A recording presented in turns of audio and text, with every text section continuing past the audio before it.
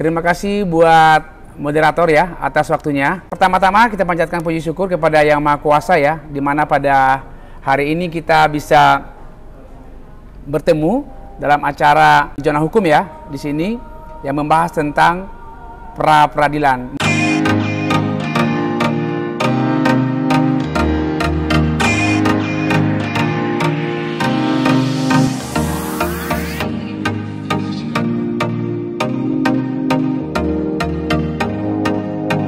Baik ya Bapak Ibu, mungkin tidak asing lagi kalau kita berbicara atau mendengar namanya pra peradilan. Di sini kalau kita berbicara tentang pra peradilan berarti di sini ya yang jelas wewenang pengadilan negeri untuk memeriksa yang pertama itu adalah sah tidaknya suatu penangkapan, sah tidaknya penahanan, atau sah tidaknya penghentian penyidikan, penghentian penuntutan, dan juga permintaan ganti kerugian. Ini diatur regulasinya di pasal 77 KUHP. Tetapi seiring berkembangnya hukum secara dinamis ya, untuk pasal 77 ini sudah dilakukan judicial review sehingga lahir pengembangan dari pasal 77 KUHP sehingga lahir putusan MK nomor 21 tahun 2014. Dalam hal pra peradilan di sini mungkin masyarakat banyak bertanya, siapa saja pihak-pihak apa saja yang bisa meminta untuk melakukan mengajukan permintaan pra peradilan. Di sini yang jelas adalah permintaan untuk suatu pra peradilan di sini adalah yang berhak yang pertama itu adalah tersangka, yang kedua keluarga, atau yang ketiga kuasanya. Di sini jelas untuk si tersangka di sini apabila tidak menerima sebagai pelaku tindak pidana, misalnya tidak terpenuhi minimal 2 alat bukti sebagaimana diatur dalam pasal 184 KUHP, di sini tersangka boleh mengajukan upaya hukum pra peradilan karena ini merupakan suatu haknya di sini dan diatur di regulasi ya. Dan juga di sini tersangka dalam hal melakukan gugatan, tersangka boleh tersangka sendiri. Mungkin tersangka sendiri di sini adalah apabila si tersangka tadi tidak dilakukan penahanan. Berarti mungkin ini dalam hal tidak dilakukan penahanan, tersangka boleh langsung melakukan. Itu maksudnya. Kenapa tersangka bisa melakukan upaya hukum pra peradilan. Tetapi kalau tersangka tadi mungkin dilakukan penahanan, berarti si tersangka tadi sebagai dadar ya. Dadar di sini bisa plagiar, media plagiar, with locker ya. Orang yang melakukan, turut melakukan, orang yang membantu melakukan, ini sebagai tersangka dadar ya. Jadi di sini apabila si tersangka tadi dilakukan penahanan berarti boleh mengkuasakan kepada keluarga atau kepada penasihat hukum. Ya, ini jadi ada dua. Kapan dia bisa melakukan ini dikuasakan kepada keluarga? Berarti di sini harus menggunakan surat kuasa insidentil. Itu beda ya. Tetapi kalau misalnya menggunakan jasa dari pengacara, berarti dia menggunakan surat kuasa khusus. Itu bisa dibedakan. Baik nanti yang bagian praktisi, apabila melakukan upaya hukum dalam hal tadi seseorang tersangka yang diduga melakukan suatu delik atau tindak pidana, ini boleh dilakukan tersangka sendiri atau keluarga atau kuasanya ya. Itu. Jadi di sini kriterianya ya, surat kuasanya di sini. Apabila dalam hal gugatan pra peradilan itu, si penggugat itu adalah yang memohon tadi pemohon. Yang tergugat adalah institusi. Institusi sini boleh sebagai kepolisian, bisa kejaksaan, bisa KPK. Ini sebagai orang yang termohon. Ya, ini supaya nanti bisa diketahui bahwa wah, ini siapa ya yang menjadi termohon di sini? Nah, gitu. Jadi dalam hal membuat gugatan itu nanti bukan penggugat, bukan tergugat. Nah, gitu. Jadi pemohon dan termohon. Dalam hal gugatan pra peradilan di situ adalah hakim tunggal. Ya, beda dengan perkara umum. Kalau perkara umum itu hakim di situ majelis hakim ada 3. Ya, tapi kalau pra peradilan itu 1 hakim, 1 panitera di range waktu yang 7 hari sudah harus diputuskan. Itu perkaranya ya, dalam waktu 7 hari sudah harus diputuskan perkara pra peradilan. Terus bagaimana acaranya? Ya, untuk acaranya bisa mungkin diketahui bahwa untuk pra peradilan itu yang pertama, apabila nanti si pemohon itu melakukan upaya hukum terhadap pemohon, ya terhadap termohon tadi, ini ke pengadilan, pengadilan melakukan pemanggilan terhadap si termohon, baik institusi sebagai law enforcement tadi kan, baik kepolisian, baik kejaksaan, baik KPK boleh. Ini setelah nanti ini dikirimkan risalah panggilan sampai ke institusi, baru nanti institusi memberikan kuasa kepada siapa yang dikuasakan oleh institusi untuk melakukan perlawanan di persidangan terhadap permohonan pemohon dari si tersangka tadi.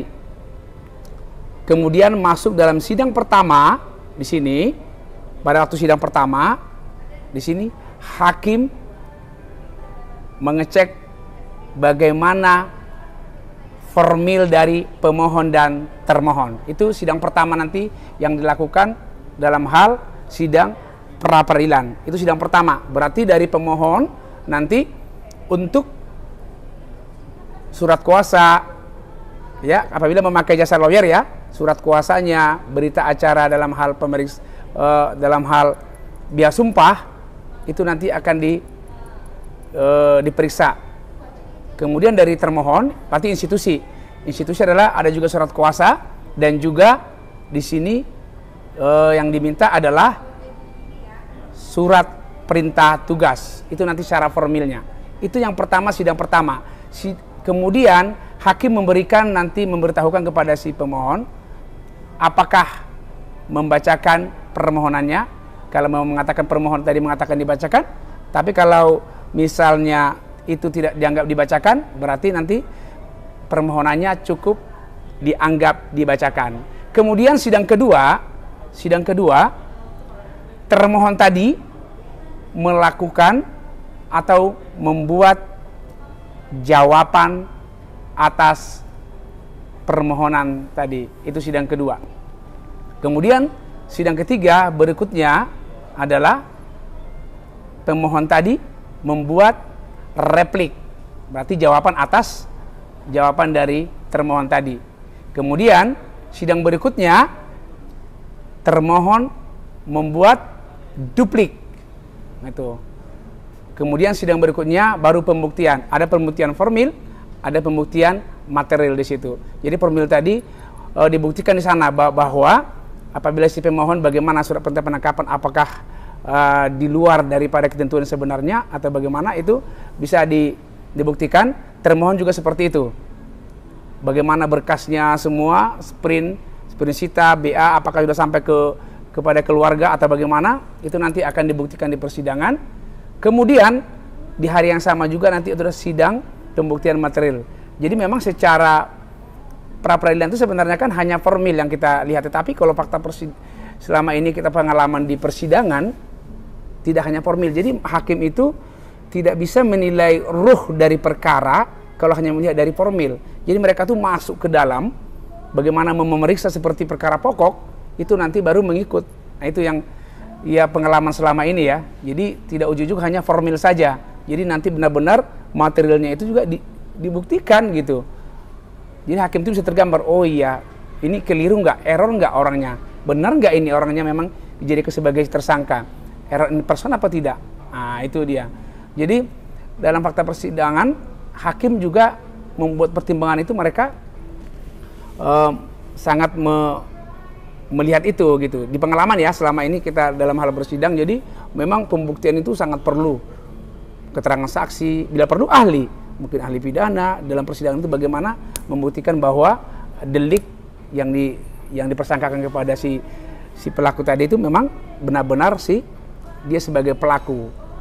Itu mungkin untuk sidang berikutnya baru nanti masuk semua dari sidang tadi masuk tahap kesimpulan itu ya, kesimpulan dari para pihak nanti, konklusinya ya, kesimpulan. Setelah itu sidang terakhir yang ketujuh adalah masuk tahap putusan. Ini dia ya. Jadi itu mungkin yang bisa disampaikan untuk tahap acaranya ya. dalam hal pra peradilan ini pun kita mengenal ada beberapa ajas, ya. Ini masuk nih ajas. Jadi ajasnya itu ajas hukum, ya. Setiap orang yang disangka, ditangkap, ditahan, dituntut dan atau dihadapkan di muka persidangan itu dianggap ini tidak bersalah sebelum memperoleh putusan yang tetap atau ingkrah. Jadi seluruh para law enforcement kalau melakukan suatu penyidikan terhadap si pelaku ini harus benar-benar haknya harus dilindungi, harus diberikan. Itu banyak hak tersangka, hak didampingi pengacara, hak untuk memberikan keterangan tidak di bawah tekanan, hak untuk didampingi rohaniawan, banyak itu hak-haknya, itu semua harus diperhatikan. Jadi siapapun itu, ajas ini harus diperhatikan. Jadi orang itu harus dianggap tidak bersalah sebelum memperoleh hukum yang tetap atau ingkrah. Karena kan namanya dalam hal persidangan itu ada upaya-upaya hukum. Mungkin di pengadilan, PT, sampai ada upaya-upaya hukum, upaya hukum sampai upaya hukum luar biasa. Tetapi saat ini untuk pra peradilan tidak ada lagi upaya hukum. Kemudian kepada seseorang yang ditangkap, ditahan, dituntut apapun diadili tanpa alasan, ya, karena kekeliruan mengenai orangnya atau hukumnya, wajib diberi ganti rugi dan rehabilitasi. Maksudnya di sini adalah apabila seperti tadi orang tersangka diduga tersangka tadi ternyata keliru setelah diajukan upaya hukum pra peradilan tadi, ternyata orangnya error, keliru, error in person misalnya kan. Nah, itu dengan instrumen ini, instrumen pengadilan ini boleh melakukan suatu upaya hukum untuk mendapatkan hak dari si tersangka tadi.